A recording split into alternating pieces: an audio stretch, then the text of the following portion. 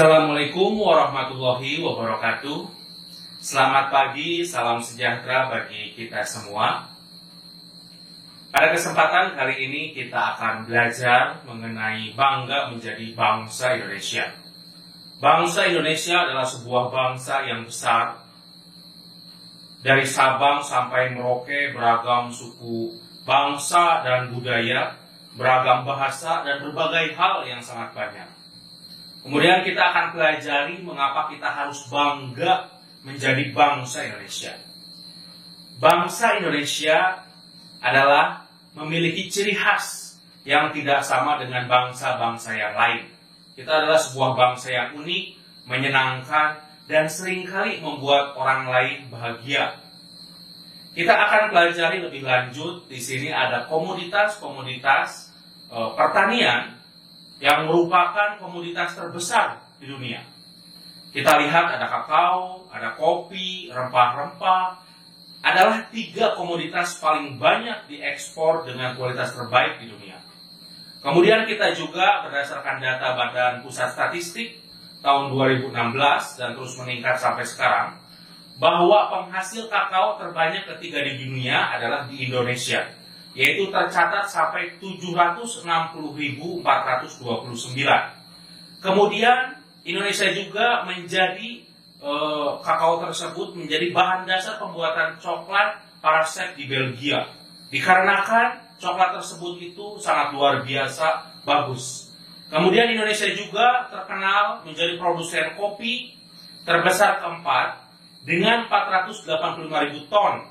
Itu berdasarkan dari International Coffee Organization Statista tahun 2014. Kemudian kopi luwak Sumatera juga termahal di dunia. Itu berdasarkan The Huffington Post. Kemudian kopi Indonesia selalu menjadi primadona. Kemudian bahkan ada sebuah pernyataan dari Bill Carney, yaitu seorang direktur eksekutif dari SCAA. Beliau menyatakan, dunia sudah lama menikmati kopi-kopi terbaik dari Indonesia. Ini saatnya kami mengapresiasi Anda, berterima kasih kepada para petani hingga pelaku industri di dalamnya. Agar Anda lebih mencintai Indonesia dan lebih memahami tentang bab yang akan kita bahas ini, marilah kita lihat video yang akan Bapak tayangkan. Silahkan untuk melihat video di samping kiri Bapak.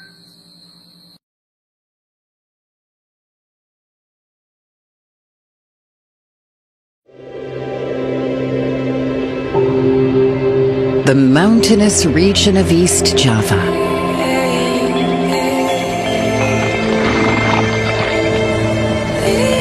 where Majapahit once stood,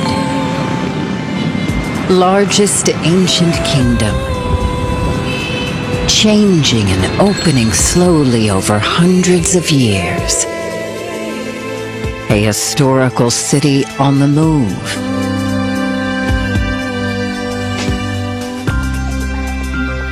A celebration of remarkable heritage, grandeur of the past, wondrous ancient architecture, and the outstanding universal values behind, where art absorbs the audience into colorful drama.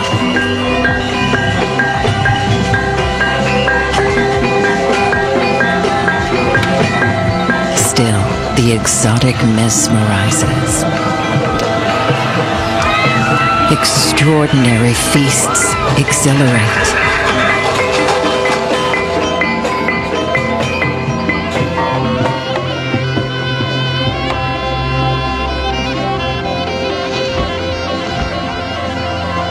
And bring us back to the land of the ancient mountains. A myriad of outdoor adventures.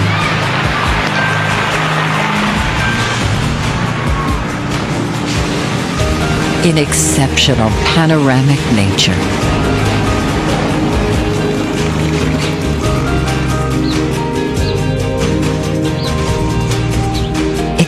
inviting variety. This is a land of historical significance, where the old days are celebrated.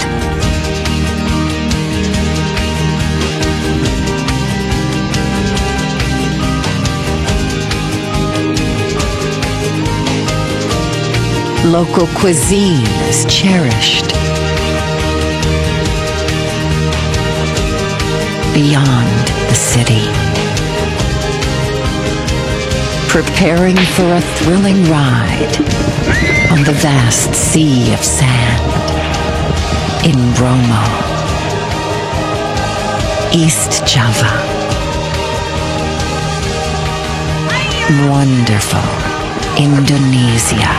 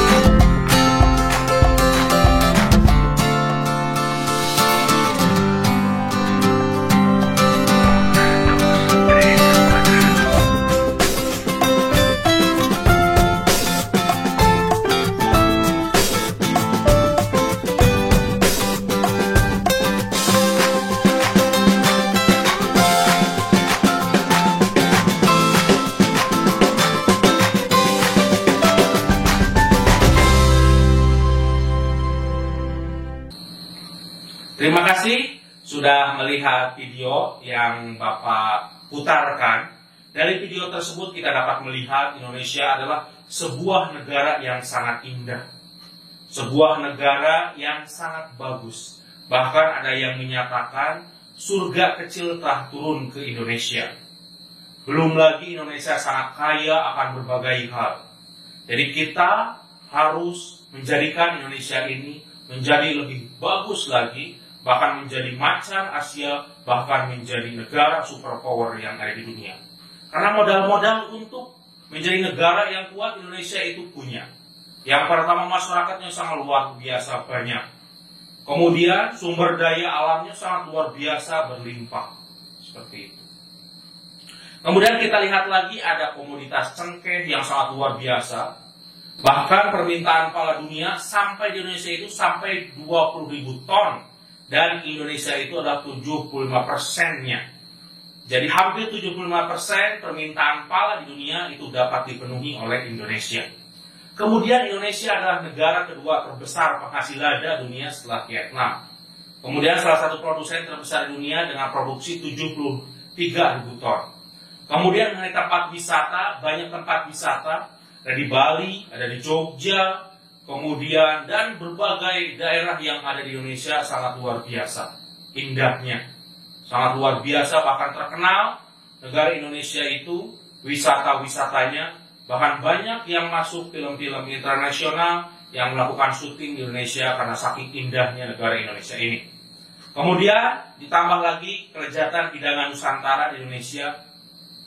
Bahkan ketika Barack Obama ke Indonesia, hal yang dikenal itu beliau menyatakan, I still remember the sate called sate, bakso, enak ya. Nah, Obama sampai bilang seperti itu. Jadi dia sangat merasakan begitu enaknya makanan Indonesia. Bahkan dia sampai terngiang-ngiang, sampai sekarang ingin menikmati makanan Indonesia yang sangat luar biasa enaknya. Kemudian di Indonesia juga banyak merek-merek yang luar biasa bagus. Ada seperti Lea, kemudian ada seperti Eger, Tomskin, Jeko, kemudian dan berbagai hal. Ada kapal api, ada Indomie. Bahkan ketika ke Malaysia, kemudian ke Singapura, di sana Indomie itu sangat berjajar dan di sana itu sangat disukai. Kemudian ada juga Aqua, di sana itu sangat disukai juga seperti itu. Kemudian ada lagi Silver Queen, ada Hoka Bento, itu adalah asli dari Indonesia seperti itu.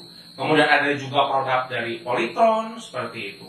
Bahkan bahasa Indonesia itu adalah bahasa yang banyak dipelajari di dunia. Jadi kalau kalian nanti pergi ke Prancis, di sana ada salah satu jurusan, di antaranya jurusan bahasa Indonesia. Jadi kalian dapat belajar di sana mengenai bahasa Indonesia. Dan dosen-dosennya itu adalah berasal dari Indonesia. Jadi kalian harus bangga menjadi bangsa Indonesia. Kemudian ada momen berkumpul bersama keluarga dengan berbagai etnis dan keyakinan. Di Indonesia itu sangat beragam sekali mengenai keyakinan. Dan negara menjamin tiap pemeluk warga negara di Indonesia untuk merayakan hari raya agamanya. Ada tahun baru Imlek, ada Nyepi, ada Paskah, ada kenaikan Yesus Kristus, ada Isra Mi'raj, ada Idul Fitri, ada Idul Adha, ada Maulid Nabi, dan ada Hari Raya Natal. Dan hari-hari raya lainnya ada seperti Galungan dan lain sebagainya. Ada Waisak dan lain sebagainya seperti itu. Kemudian masyarakat Indonesia sangat ramah. Ketika Obama datang, Obama like other child. He fly kite, jadi dia itu bermain layang-layang, bermain permainan yang lain. He still remember in front of her house had trees mangoes. Jadi dia masih ingat bahwa ketika ada di Menteng, dia itu di depan rumahnya itu ada 3 pohon mangga.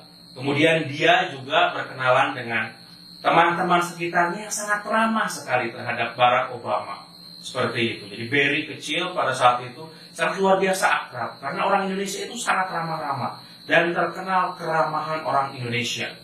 Bahkan ada yang menyatakan, Madeline Dickey, beliau menyatakan, Indonesia is absolutely magnetism. Jadi Indonesia itu sangat luar biasa. Paten sangat luar biasa. Absolut untuk ada daya tariknya. Jadi daya tariknya itu sangat luar biasa. Seperti itu.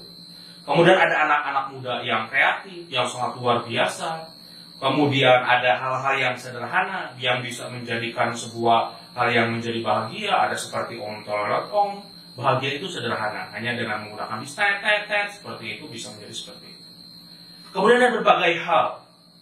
Sekarang kita akan melihat bahwa Indonesia itu mulai dari Sabang sampai Merauke, dari Miangas sampai Tanah Rote. Tanah Rote itu adalah sebuah daerah di timur, masuknya itu ke Nusa Tenggara Timur. Jadi kalau kalian mau ke Tanah Rote, kalian itu menggunakan pesawat ATR, yaitu pesawat kecil, ke sana baru bisa untuk ke Pulau Rote, seperti itu. Jadi Bapak pernah mendekati Pulau Rote pada saat ada tugas ke sana gitu, seperti itu. Tapi menggunakan pesawatnya pesawat kecil gitu, seperti itu. Ini pesawat kecil, jadi ketika ada angin itu agak terombang ambing sedikit gitu, seperti itu. Jadi Indonesia itu sangat luas. 6 derajat lintang utara sampai 11 derajat lintang selatan, 95 derajat bujur timur sampai 141 derajat bujur timur. Seperti itu. Kemudian Indonesia mempunyai 3 daerah waktu. Ada waktu Indonesia Barat, ada waktu Indonesia Tengah, dan ada waktu Indonesia Timur. Seperti itu. Sangat luar biasa Indonesia. Kalau kita lihat, kita bandingkan coba dengan negara-negara Eropa. Negara-negara Eropa beda suku, beda negara, beda bahasa, beda negara. Indonesia ada berapa ratus suku, ada berapa ratus bahasa.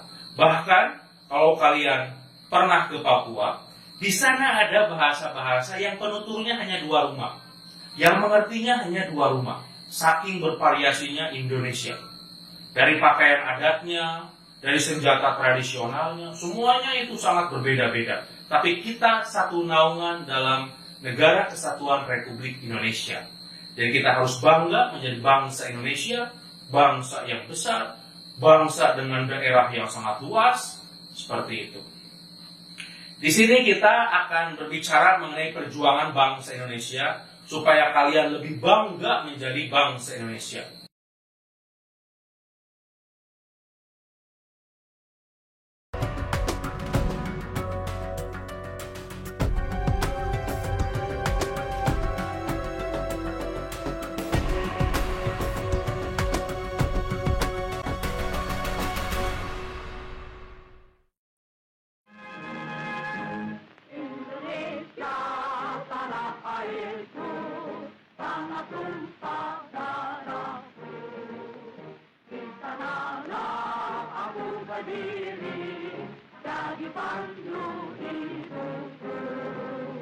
Indonesia kebangsaanku, bangsa dan tanah airku, marilah kita berseru, Indonesia bersatu.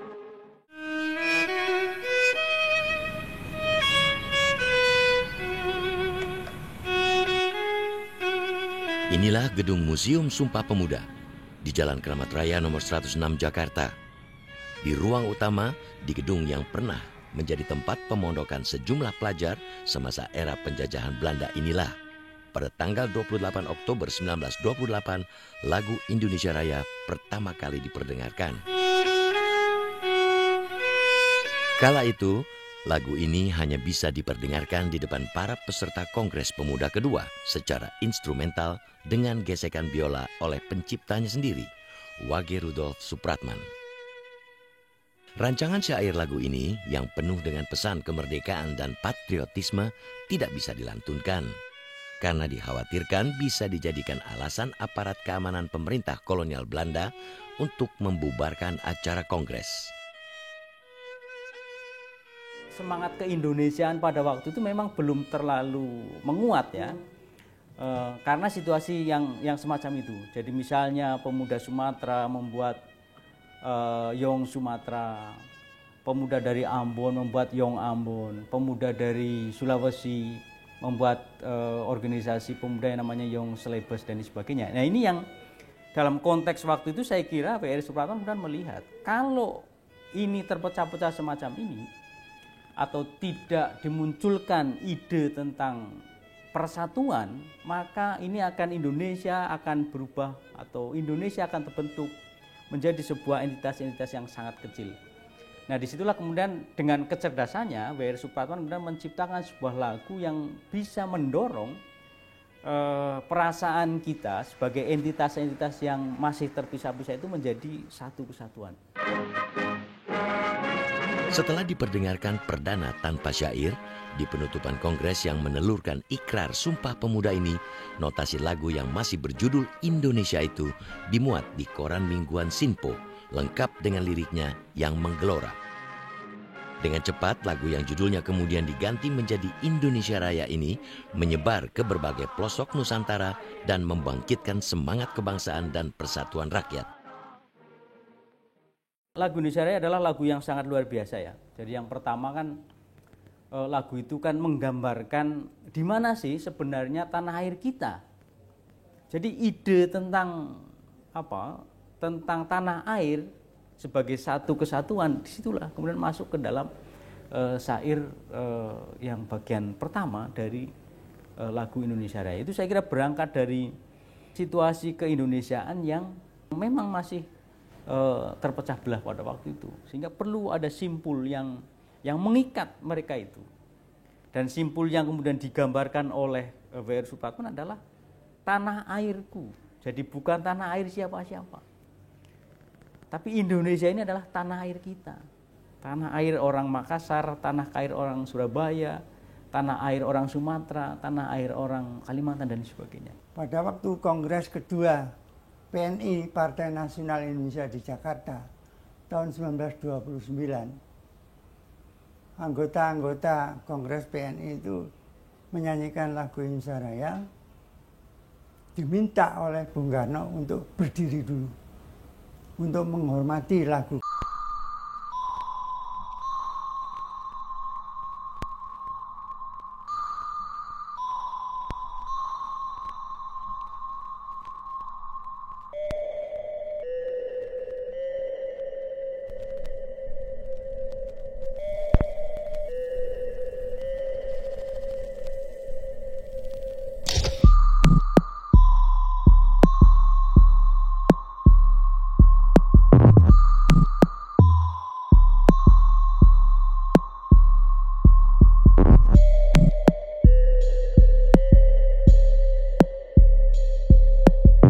Kolonial.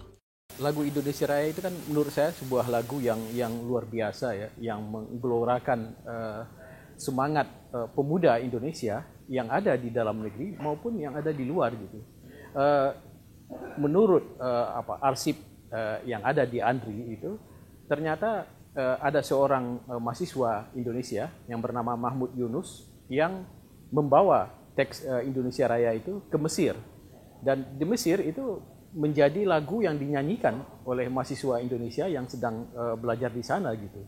Dan di dalam teks arsip yang ada juga di ANDRI itu disebutkan bahwa ketika Haji Agus Salim itu akan berangkat ke luar negeri dengan kapal laut, di Tanjung Priok ada serombongan pemuda yang mengantar, dan ketika perpisahan itu mereka menyanyikan lagu Indonesia Raya gitu. Nah, ini membuat polisi rahasia Belanda itu merasa khawatir ya, bahwa lagu itu ternyata menimbulkan pergerakan gitu, menimbulkan dampak yang sangat luas di kalangan pemuda Indonesia. Oleh sebab itu lagu itu kemudian dilarang gitu. Lagu Indonesia Raya lahir dari hasil pergumulan batin dan perenungan W.R. Supratman setelah sekian lama bergelut dalam dunia pergerakan untuk memperjuangkan kemerdekaan Indonesia. Meski diciptakan saat Indonesia masih merupakan negara jajahan, irama dan 3 stansa lirik lagu ini kental dengan harapan, optimisme, visi, dan keyakinan bahwa kemerdekaan tak lama lagi bakal tiba. Di lagu Indonesia Raya itu bukan hanya menganjurkan persatuan, tapi juga mengharapkan pemuda itu bangkit, bangunlah jiwanya, bangunlah raganya. Itu pesan yang sangat kuat yang disampaikan gitu. Karena lagu yang disumbangkan dia atau yang dibuat dia itu merupakan lagu yang penuh dengan perasaan, yang menyatukan bangsa kita ya, menyatukan bangsa kita untuk berjuang gitu. Jadi saya melihat sangat besar ya peran dari W.R. Supratman.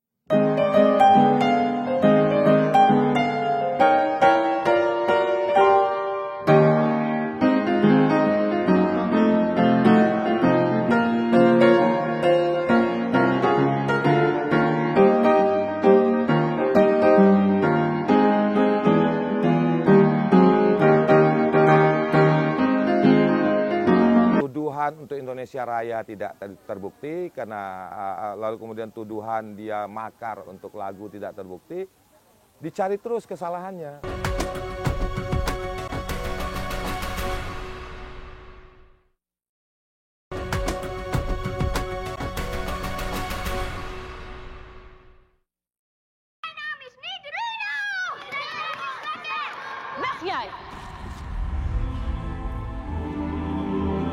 Panggil saja saya Wage. Ini adalah cuplikan film Wage, sebuah film yang berkisah tentang sosok penggubah lagu Indonesia Raya W.R. Supratman, arahan sutradara John Derantau. Film yang menampilkan aktor Rendra Bagus Pamungkas. Sebagai pemeran W.R. Supratman ini bertutur tentang kegelisahan, pergolakan batin dan gelora semangat kemerdekaan W.R. Supratman sebelum dan sesudah menciptakan lagu Indonesia Raya.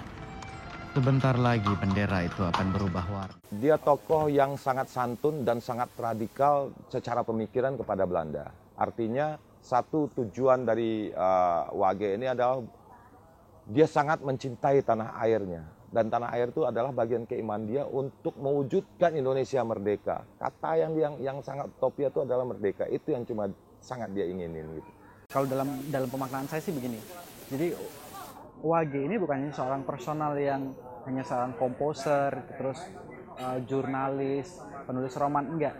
Tetapi Wage adalah salah satu representasi dari manusia Indonesia yang sangat concern betul kepada kebudayaan. Karena kalau misalnya kita lihat dari Indonesia Raya itu sendiri, nggak hanya sekedar teks yang dituliskan begitu saja, itu semacam kayak butir-butir keramat dari hasil pemikiran yang betul-betul dalam gitu. Nah kalau misalnya nonton di filmnya kan bisa kita lihat bagaimana Wage belajar teosofi, tasawuf atau apa kepada Sosro Kartono, dan begitu kompleksnya pengetahuan ketika dia dengan Skulten. Jadi antara keilmuan Barat dan Timur itu kayak ngeblend di dalam dirinya gitu. Terus akhirnya dia memilih untuk berpikir dan oh ini kayaknya yang harus aku lakukan untuk Indonesia. Wage Rudolf Supratman lahir pada 19 Maret 1903 di Purworejo, Jawa Tengah. Supratman kecil tinggal di tempat ayahnya berdinas sebagai anggota Kenil. Saat berpindah dan menetap di Cimahi, Jawa Barat, ibu Supratman meninggal dunia. Tak lama setelah kepergian sang ibu, Supratman tinggal bersama kakak sulungnya, Rukiem, di Makassar. Di dalam kajian berapa buku ya, dia sangat mencintai ibunya. Lalu kemudian dia juga sangat agak membenci bapaknya karena bapaknya adalah seorang Kenil yang sangat keras mendidik dia. Karena hal itulah yang dititipkan oleh ibunya untuk kemudian dia sampaikan kepada anaknya yang tertua namanya Rukiem untuk bawa dia ke Makassar. Di Makassar Rukiem menganggap Wage ini adalah anaknya, bukan adiknya gitu. Karena usia dia terpaut jauh gitu dengan Wage. Selepas lulus sekolah dasar, W.R. Supratman belajar bahasa Belanda dan kemudian melanjutkan pendidikan ke sekolah keguruan atau normal school agar bisa menjadi guru negeri untuk sekolah dasar. Berbekal pendidikannya ini, Supratman sempat bekerja menjadi guru di Makassar dan Singkang. Namun, atas saran kakaknya, ia lalu mengundurkan diri. Setelah sempat bekerja menjadi juru tulis di sebuah firma dagang di Makassar, Supratman kemudian pindah kerja di kantor pengacara Mr. Skulten. Di kantor pengacara ini, Supratman untuk pertama kalinya mengenal semangat kebangsaan dan terlibat dalam dunia pergerakan. Dari sini pula, kesadaran politik Supratman tumbuh sehingga mendorongnya pergi kembali ke Pulau Jawa. Selama tinggal di Makassar, Supratman tak hanya mengenal percikan semangat kebangsaan, namun juga berkesempatan belajar musik dari kakak iparnya W.M. Van Eldik yang bahkan menghadiahinya sebuah biola. Di sela-sela pekerjaannya, Supratman sempat bergabung dalam band jazz Black and White. Orang itu memang mempunyai bakat seni sejak kecil, sehingga dengan berbagai perjalanannya sudah banyak mengarang cerita dan juga sudah pernah mendirikan sebuah jazz band namanya Black and White. Di Pulau Jawa, W.R. Supratman sempat tinggal sebentar bersama kakak keduanya, Rukina, di Surabaya sebelum kemudian pindah ke Cimahi dan akhirnya tinggal dan bekerja sebagai wartawan di Bandung. Dari Bandung, Supratman selanjutnya pindah ke Batavia dan bekerja menjadi editor di Biro Pers Alpena sebelum kemudian pindah ke surat kabar Sinpo. Selama menjadi wartawan di Batavia, inilah pergaulan Supratman dengan dunia dan tokoh-tokoh pergerakan kebangsaan menjadi kian intens. Idealisme kebangsaan dan semangat kemerdekaan kian menyala-nyala dalam hati W.R. Supratman. Pola dia masuk ke tokoh pergerakan itu adalah sebagai peliput berita, sehingga dia berkenalan dengan tokoh-tokoh besar ini. Dan pada saat itu dia juga sudah sangat terkenal menciptakan lagu dari barat sampai ke timur. Dari barat sampai ke timur berjajar pulau-pulau, sambung menyambung menjadi satu, itulah Indonesia. Artinya pluralisme itu sudah ditampilkan oleh seorang Wage dari awal karir dia menciptakan lagu untuk berjuang.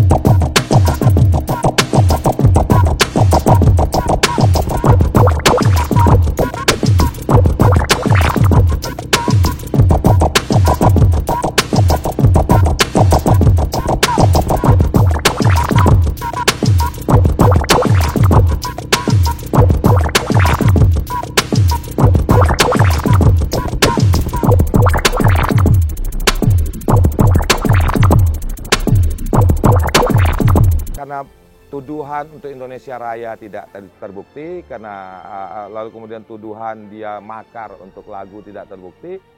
Dicari terus kesalahannya. Salah satunya tiba-tiba adalah lewat buku juga tidak terbukti, Perawan Desa. Perawan Desa itu kan juga salah satu yang membuat Belanda ketar-ketir sampai disita dan dibakar. Dan Perawan Desa itu manuskrip aslinya ada sama saya gitu. Jadi bentuk syair dan ceritanya ada sama saya, jadi itu tidak fiksi gitu. Perjalanan hidup Soepratman menjadi kian sulit setelah pada tahun 1930 lagu Indonesia Raya ditetapkan pemerintah Hindia Belanda sebagai lagu terlarang. Pelarangan karya terbesarnya ini mengawali hari-hari panjang W.R. Soepratman hidup dalam derita, kesunyian, dan pengorbanan. Saya kira yang paling penting sih sebetulnya soal liriknya itu ya. Jadi bukan soal panjang pendeknya lagu, tetapi bahwa di dalam stanza kedua dan stanza ketiga inilah banyak pesan penting gitu ya.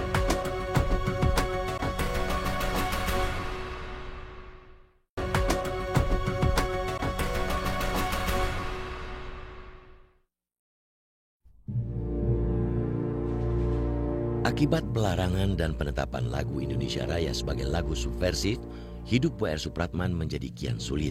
Ia tak hanya terus-menerus menjadi target pengawasan dan penangkapan polisi Hindia Belanda, tapi juga harus mengorbankan semua kesempatan yang pernah dimilikinya sebagai seorang terpelajar yang sebenarnya bisa hidup nyaman. Pada masa ini, Soepratman bahkan harus hidup layaknya seorang buronan. Untuk menghindari pengawasan dan penangkapan polisi Belanda misalnya, Soepratman terpaksa tinggal di rumah kakak keduanya di Surabaya. W.R. Soepratman sendiri dipanggil pada tahun 1930 oleh Prokureur Jenderal Hindia Belanda. Prokureur Jenderal itu jaksa agung. Beliau W.R. Soepratman dipanggil. Dan sejak saat itu beliau terus diawasi oleh polisi-polisi Hindia Belanda. Inspirasi tentang kata-kata merdeka pada waktu itu kan menjadi itu inspirasi yang bagi Belanda itu diharamkan dalam tanda kutip ya. Karena ide tentang kemerdekaan pada waktu itu memang dianggap sesuatu yang sangat tabu bagi pemerintah kolonial. Jadi misalnya W.R. Soepratman ini begitu dia menciptakan lagu itu, kemudian dia berada di bawah tekanan Belanda. Dia kemudian dikejar-kejar Belanda sampai kemudian akhirnya dia pergi ke Surabaya dari Jakarta. Soepratman sempat hendak ditangkap polisi Belanda saat mengunjungi rumah masa kecilnya di Desa Somongari, Purworejo, Jawa Tengah. Namun, upaya penangkapan itu dihalangi penduduk setempat. Ini memang sebenarnya terjadi. Ya, kalau kemudian dengan adegan pengepungan dari orang Somongari itu seperti apa, saya nggak tahu.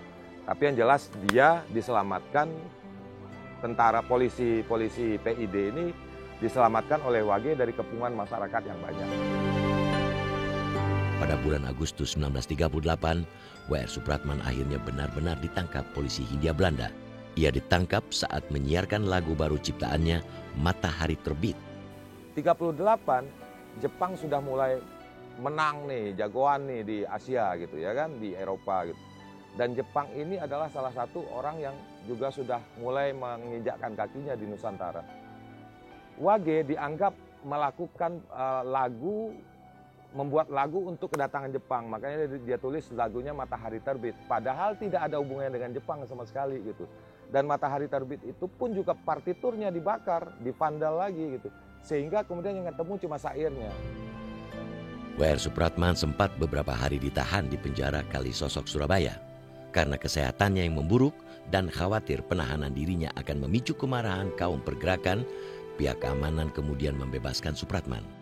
Namun pada tanggal 17 Agustus 1938 atau 10 hari setelah dibebaskan akibat penyakit serta kelelahan fisik dan psikis yang dialaminya, W.R. Soepratman menghembus nafasnya yang terakhir.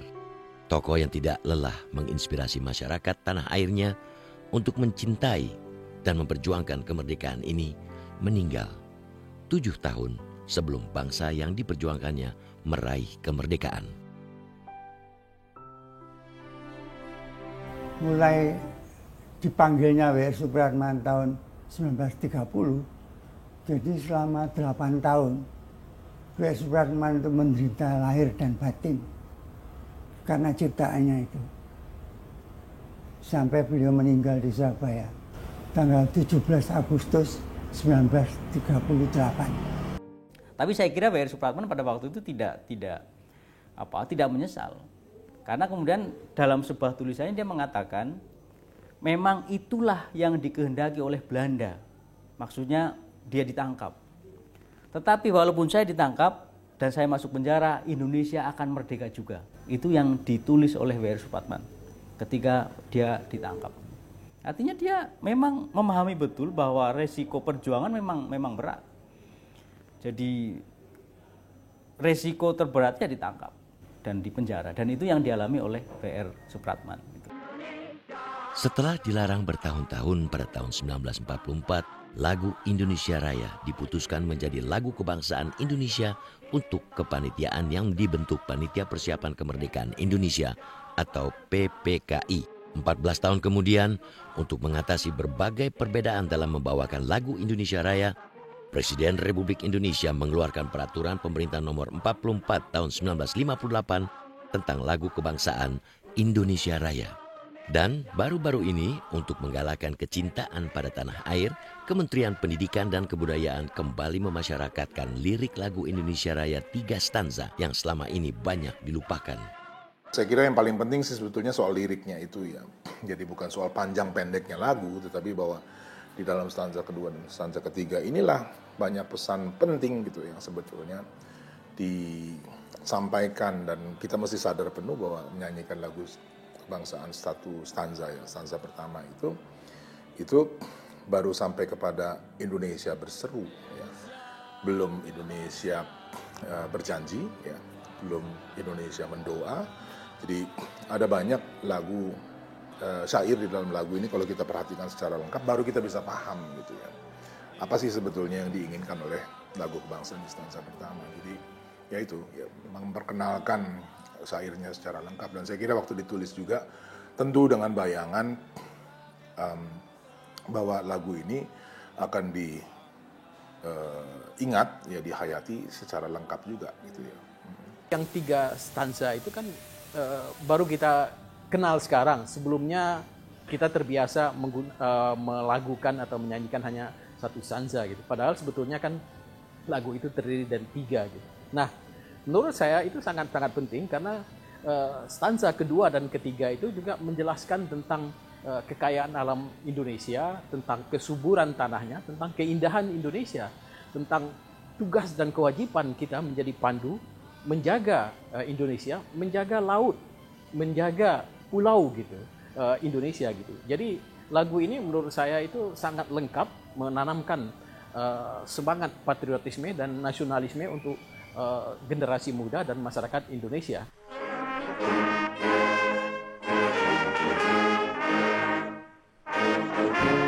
Tidak bisa dipungkiri, butuh lebih dari sebuah lagu kebangsaan untuk membuat orang mencintai bangsa dan tanah airnya. Namun, menyanyikan dan menghayati lagu Indonesia Raya akan selalu menjadi pengalaman luar biasa bagi siapapun yang mencintai Indonesia. Karena dalam lagu ini, semua ekspresi kecintaan dan amanat perjuangan kemerdekaan kita seperti diikrarkan dan dihujamkan dalam hati sanubari kita. Metro TV, knowledge to elevate.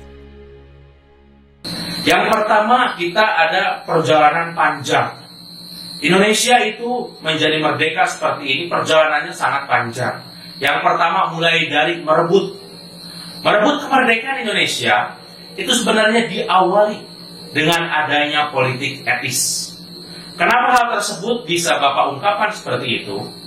Karena pada zaman dulu, orang-orang Indonesia banyak sekali yang tidak berpendidikan, hampir semuanya. Akan tetapi dengan adanya sebuah karya yang ditulis oleh Multatuli, jadi namanya itu adalah, nama samarannya itu adalah Multatuli. Nah, beliau menyatakan yang nantinya akan berdampak dengan adanya politik etis. Jadi di Eropa itu sedang berkembang tentang Declaration of Human Rights atau hak asasi manusia. Kemudian mereka melihat di sana itu sebenarnya ada sebuah novel mengenai pekerja yang ada di Indonesia. Dan mereka itu sangat kesusahan. Kemudian setelah itu mereka baru sadar, kita sudah banyak menyusahkan bangsa Indonesia. Sudah sebaiknya kita memberikan apa yang seharusnya didapatkan oleh orang Indonesia. Akhirnya mulai diizinkan sekolah-sekolah orang-orang Indonesia untuk masuk ke sekolah, walaupun itu adalah banyaknya anak-anak pejabat pada saat itu, tapi diizinkan untuk sekolah seperti orang-orang Belanda seperti itu. Dan akhirnya banyak yang sekolah, bahkan sampai disekolahkan ke negeri Belandanya, sehingga mereka sadar bahwa ternyata Indonesia itu sedang dijajah. Indonesia itu sedang diambil kekayaannya, yang seharusnya dilakukan itu oleh mereka, gitu, seperti itu. Yang akhirnya menjadikan Indonesia itu merdeka tahun 1945, 17 Agustus tahun 1945. Walaupun Belanda itu mengakuinya adalah 29 Desember 1949. Akan tetapi ketika tahun 2007, ketika peringatan konferensi Asia Afrika, akhirnya Belanda mengakui bahwa Indonesia merdeka 17 Agustus 1945. Dan hal tersebut menjadi konsekuensi logis, karena di Belanda itu ada yang disebut dengan Mahkamah Internasional. Jadi di sana itu mereka itu akhirnya harus membayar denda karena mereka telah menyerang negara yang sudah berdaulat sejak tahun 1945. Kemudian sebelum merdeka kita ada perjalanan panjang. Mulai dari 1908 berdirilah yang disebut dengan Budi Utomo. Budi Utomo itu adalah cikal bakal pergerakan nasional. Walaupun Budi Utomo tidak bercirikan terhadap politik, tapi itu menunjukkan adanya pergerakan Indonesia dimulai. Jadi adanya kesadaran untuk menghimpun menjadi satu, walaupun pada saat itu masih daerah-daerah. Jadi semuanya masih daerah-daerah, ada orang Jawa dengan orang Jawa lagi, ada Jong Japa, kemudian Jong Sumatera Bon, Jong Selepes, dan lain sebagainya. Kemudian akhirnya pada tahun 1928 berikrarlah para pemuda. Jadi kalau Bung Karno menyatakan seperti ini, kalau saya mau merubah dunia, berikan saya 10 pemuda, maka saya akan goncang dunia. Seperti itu. Sehingga kalau kalian lihat ketika kemerdekaan itu ada dua kubu, yaitu kubu tua dengan kubu muda. Kalau kubu tua itu mereka ingin memerdekakan Indonesia itu, yaitu ketika nanti mendapatkan izin secara resmi dari Jepang. Karena Indonesia pada saat itu adalah status quo. Jepang sudah menyerah tanpa syarat ke sekutu, dan sekutu belum datang ke Indonesia. Jadi dalam status quo, siapa yang berkuasa itu masih belum ada.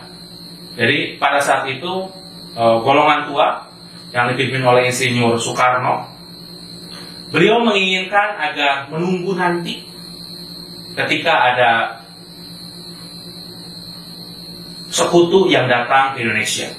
Kemudian perjalanan bangsa setelah itu ada tragedi tahun 1965 yang berdasarkan dari buku Mauli Sailan. Mauli Sailan itu adalah beliau itu anggota dari Parapom, para polisi militer. Beliau itu adalah sebagai orang yang menjadi ajudan terakhir dari Bung Karno. Bahkan beliau yang menyaksikan sendiri ketika Bung Karno keluar dari Istana Negara, beliau itu tidak membawa sedikit pun, dia hanya membawa sendal capit saja seperti itu.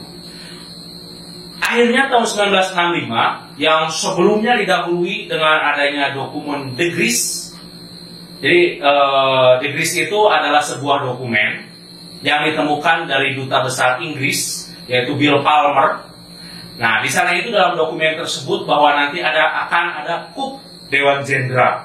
Jadi karena pada saat itu ada beberapa kekuatan, ada kekuatan TNI yang pada saat itu dimotori oleh Angkatan Darat, kemudian ada kekuatan PKI, dan ada Bung Karno itu sendiri. Tapi Bung Karno sebenarnya memaksakan untuk membuat sebuah ideologi yang disebut dengan Nasakom.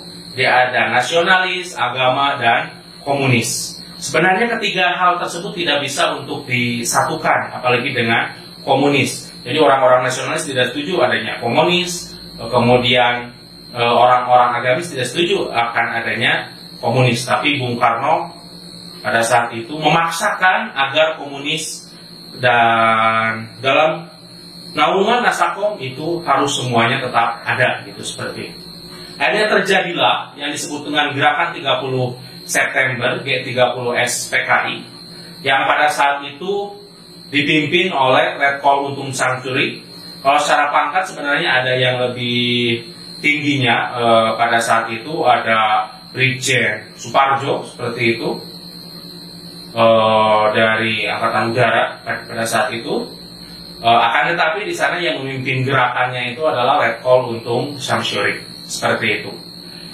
Kemudian selanjutnya itu perjuangan bangsa Indonesia sampai ke tujuan nasional. Kita harus mantap untuk membela negara. Kemudian di sini ada dari Indonesia Merdeka, yaitu founding father kita, yaitu pada era Bung Karno. Pada saat Bung Karno itu dengan ketegasannya, dengan dedikasinya, dengan pidato-pidatonya yang sangat luar biasa. Karena pada saat itu adalah pada zaman karakter dan nation building.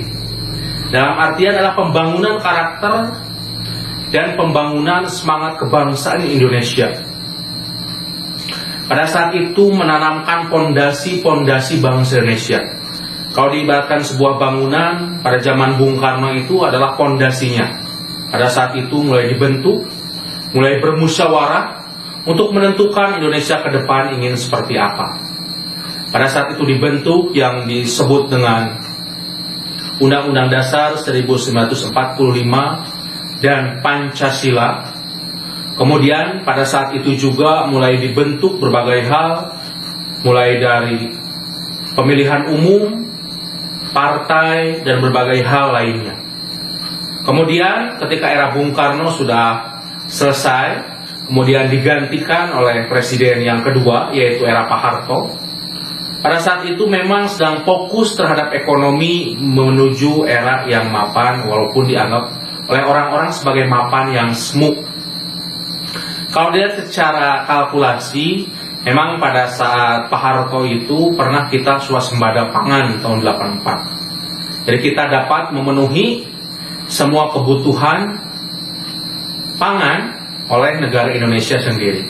Kalau sekarang kita banyak mengimpor berbagai macam produk pangan dari luar. Kemudian masuklah setelah itu pada era reformasi, diawali dengan tumbangnya pemerintahan Pak Harto, kemudian digantikan oleh pemerintahan B.J. Habibie, yang kalau dilihat dari segi waktu B.J. Habibie adalah menjadi presiden yang paling singkat. Karena B.J. Habibie pada saat itu mewarisi kekacauan-kekacauan yang ditinggalkan oleh Orde Baru pada saat itu. Kemudian Habibie mulai memberikan kebebasan-kebebasan terhadap pers untuk memberitakan hal-hal yang seharusnya diberitakan. Jadi beritanya itu harus imbang, kemudian tajam, kemudian lugas, kemudian transparan. Kemudian setelah itu akhirnya kita memasuki era Jokowi. Indonesia menjadi bebas yang terarah. Walaupun banyak orang yang menyatakan bahwa sekarang kebebasan itu sudah sangat kebablasan. Jadi di luar rel yang seharusnya. Walaupun seperti itu, kita harus tetap menatap ke depan untuk menjadi bangsa yang kuat, menjadi bangsa yang dewasa, sehingga mampu bersaing di antara negara-negara yang lain. Kemudian di sini rasa bangga sangat mempengaruhi kualitas bangsa. Kita memang tidak selayaknya seperti bangsa Italia yang sangat luar biasa dengan pasisnya, atau kita tidak juga selayaknya seperti bangsa Arya yang menyatakan bahwa bangsa mereka itu di atas bangsa-bangsa yang lain. Akan tetapi kita harus memiliki rasa kebangsaan, tetapi tidak dengan merendahkan bangsa-bangsa yang lain seperti itu. Nah, kita lanjut tantangan kehidupan bangsa Indonesia. Yang pertama itu ada tantangan eksternal berupa arus gelombang globalisasi dan pertarungan antar ideologi melalui media massa. Sekarang Indonesia dan dunia, semua berita dapat dengan cepat menyebar, semua berita dapat dengan cepat diakses di belahan dunia manapun, seperti itu. Akan tetapi hal tersebut menjadikan ideologi bangsa itu menjadi semu, karena saling mempengaruhi, dipengaruhi, dan mempengaruhi, sehingga kalau kita lihat beberapa dekade ke belakang, banyak sekali negara-negara di Timur Tengah yang tumbang dikarenakan negara-negara yang ada di sekitarnya juga tumbang. Pernah ada kerusuhan di Mesir besar-besaran untuk menurunkan presidennya. Tidak berapa lama kemudian negara-negara tetangganya juga sama. Hal tersebut dikarenakan awalnya itu dikarenakan ada sebuah himpunan gerakan dalam bentuk media sosial. Dan informasi itu dapat dilihat oleh bangsa-bangsa di belahan bumi yang lain, sehingga menjadikan inspirasi supaya mereka bisa melakukan hal tersebut, menggulingkan pemerintahan secara tidak manusiawi, menumbangkan pemerintahan dengan cara-cara yang tidak baik, yang tidak sesuai dengan konstitusi. Kemudian ada juga selain tantangan eksternal, tadi perubahan budaya, kemudian arus informasi yang begitu cepat, tantangan Indonesia ke depan juga ada tantangan internal yang bersumber dari keragaman kebudayaan, suku, agama, dan ras. Beberapa waktu ke belakang dikarenakan ada perbedaan-perbedaan dari segi budaya, banyak sekali kerusuhan, dikarenakan ada perbedaan dari warna kulit, banyak sekali kerusuhan, bahkan banyak konflik-konflik yang menyatakan bahwa berawal dari agama, seperti itu. Walaupun kita ketahui bahwa agama manapun tidak ada satupun yang mengajarkan ketidakbaikan. Jadi semua agama itu mengajarkan untuk kebaikan, kerukunan, saling tenggang rasa, saling tolong-menolong, seperti itu. Kemudian selanjutnya ada juga melemahnya penghayatan terhadap nilai-nilai Pancasila akibat dari ketidakmampuan mengelola tantangan-tantangan, seperti itu. Jadi tantangan-tantangan yang ada di luar mereduksi nilai-nilai Pancasila, salah satunya keramahan, salah satunya tenggang rasa. Kalau dulu Bapak lihat di kampung-kampung, ketika mau membangun rumah itu tinggal panggil tetangga, kemudian jadi. Kalau sekarang semuanya diukur dengan uang. Hal tersebut mungkin karena ada tontonan-tontonan dan lain sebagainya. Anak-anak sekarang walaupun usianya masih kecil, banyak mereka yang sudah pacaran. Hal tersebut mungkin dikarenakan oleh tantangan, yaitu mereka banyak melihat film-film yang ada di televisi. Yang notabene-nya walaupun kecil mereka itu sudah berpacaran. Bahkan banyak ada seorang anak yang sampai tega membunuh ibunya dikarenakan tidak dibelikan motor oleh ibunya. Mungkin dia itu melihat tayangan-tayangan di televisi pada jam aktif-aktifnya untuk menonton, yaitu ada anak jalanan, anak langit, dan lain sebagainya. Sebenarnya itu kalau dilihat dampak positifnya itu lebih sedikit daripada dampak negatifnya. Kemudian ada tantangan internal. Di sini kita lihat Indonesia itu adalah negara yang pluralis, ada Bhinneka Tunggal Ika. Kita sangat memegang teguh, berbeda-beda tetapi tetap satu jua, yaitu Bhinneka Tunggal Ika. Indonesia itu sangat berbeda-beda. Dari suku bangsanya beda, dari bahasanya beda, dari warna kulitnya beda, dari warna matanya juga ada sebagian yang beda, dari waktunya. Waktu Indonesia Barat, waktu Indonesia Tengah, waktu Indonesia Timur juga beda. Dari pakaian adatnya juga beda. Apa sih yang menggabungkan Indonesia itu? Yaitu satu, persamaan nasib, sama-sama dijajah oleh negara Eropa dalam bentuk imperialisme. Kemudian akhirnya kita membentuk sebuah negara yang menyatukannya itu adalah Bhinneka Tunggal Ika, yaitu Pancasila. Kita satu kesamaan dalam artian kesamaan nasib, sehingga semua bangsa Indonesia harus memegang teguh Bhinneka Tunggal Ika. Walaupun kita berbeda-beda, tetapi intinya tetap satu Indonesia.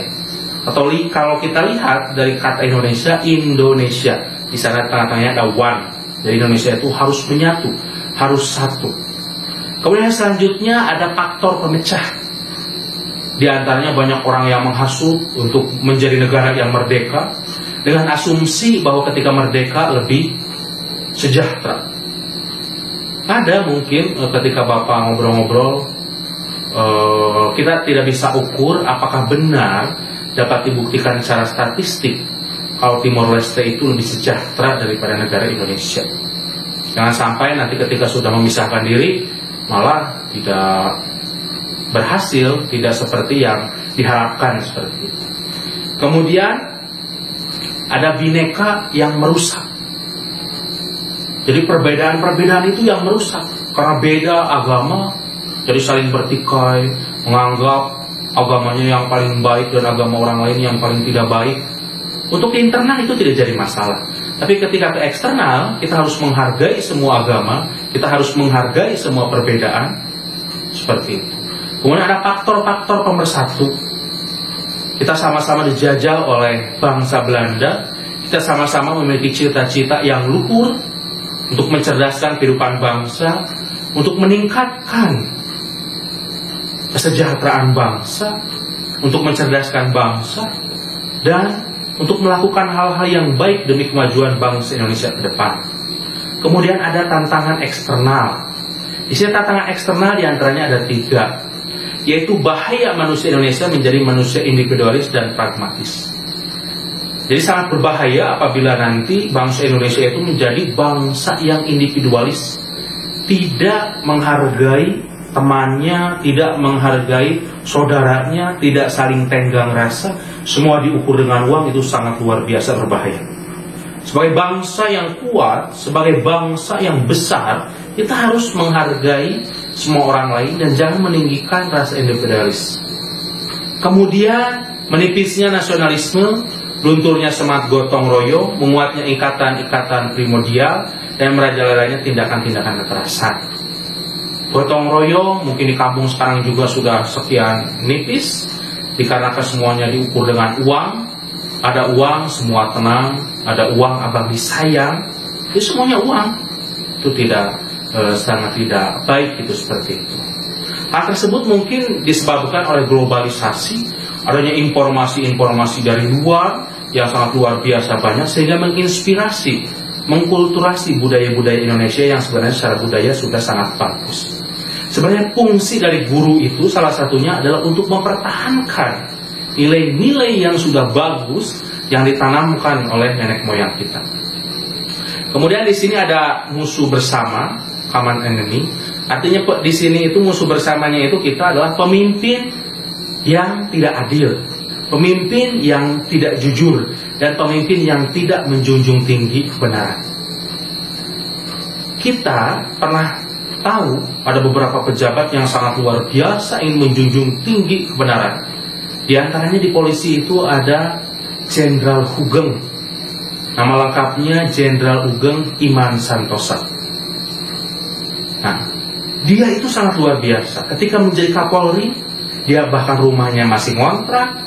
Kemudian dia ketika ditawarkan untuk disuap tidak mau menerima, bahkan melaporkan orang yang mau menyuapnya. Walaupun mungkin penguasa pada saat itu tidak setuju secara 100% dengan sikap-sikap Hugeng.